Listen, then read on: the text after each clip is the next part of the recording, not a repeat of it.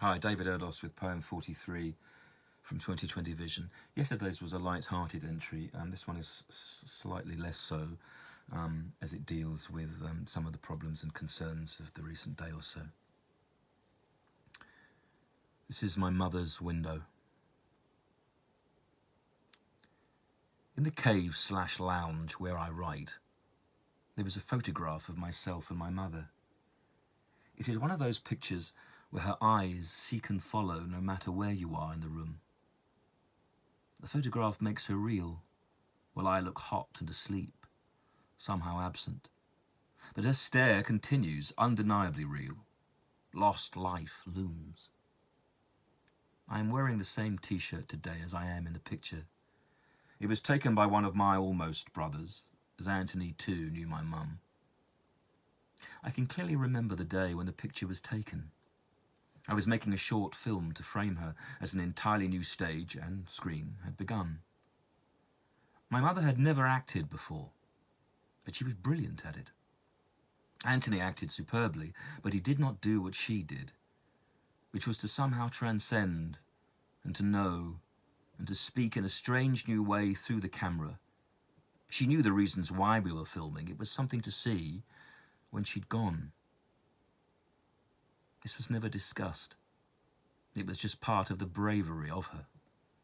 As monumental now in reflection as when I left home at 19. How that kills parents, that shift. It's like a tiny death in them, as they lose and free children who will never come back as first seen. But Lillian knew. Though she enjoyed the day, I remember. She laughed, took direction, which was the most surprising of all, and relaxed, as if there were nothing off with the light, and that the expected day would obey us, allowing us to feel both calm and protected from any future form of attack.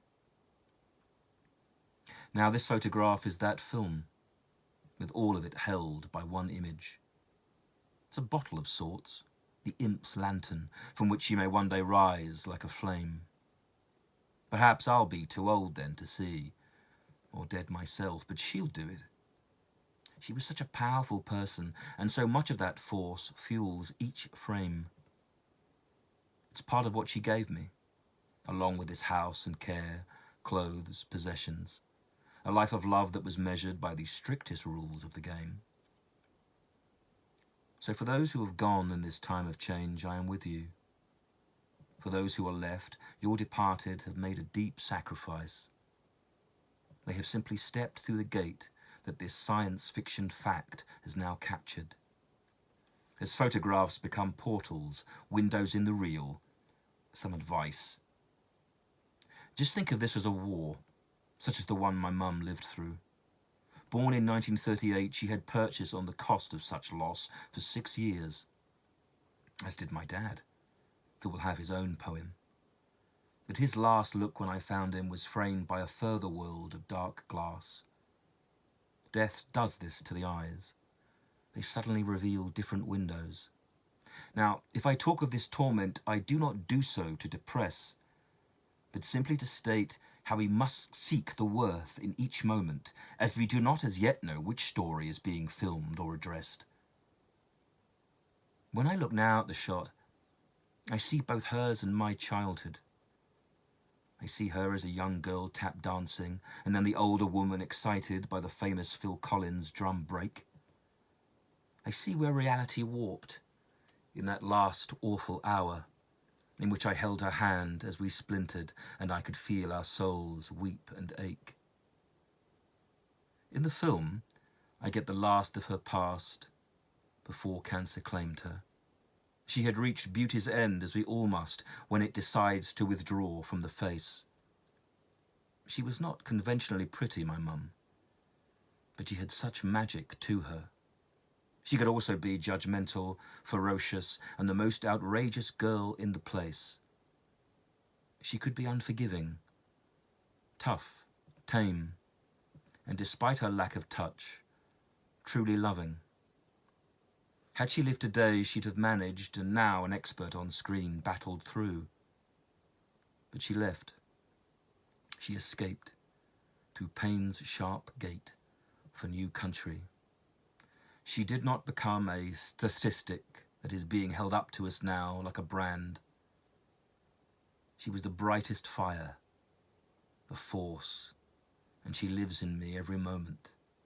She would have had the world at her window and held most of it too in her hands, which were small, elegant, and I can feel them now as I'm typing, guiding my fingers and making sure that all of you understand that when I talk of this, I do not do it to drag you down into darkness.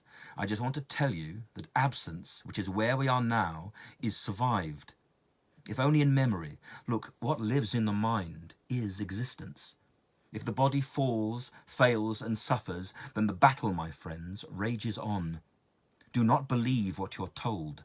Believe what you can find out and still question. Just as she did, committed, both to the film I was making and right now to me, her trapped son. But if I am, if we are, then let memory become moment. For that is all we have. That is living, and no false truth can distract.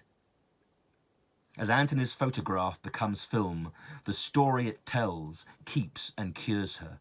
It alleviates that cursed illness and returns her like a dream while they act. She becomes a part of the house that she has never left, bequeathed to me. She is the clothes I am wearing, and she is everyone there who falls lost. I am talking to you all through the screen and the photograph. It's a window. From the other side, my mum's watching. She at last knows the answer. It's the secret stars share. Death is God. David Erdos, April the 23rd, 2020. Be well.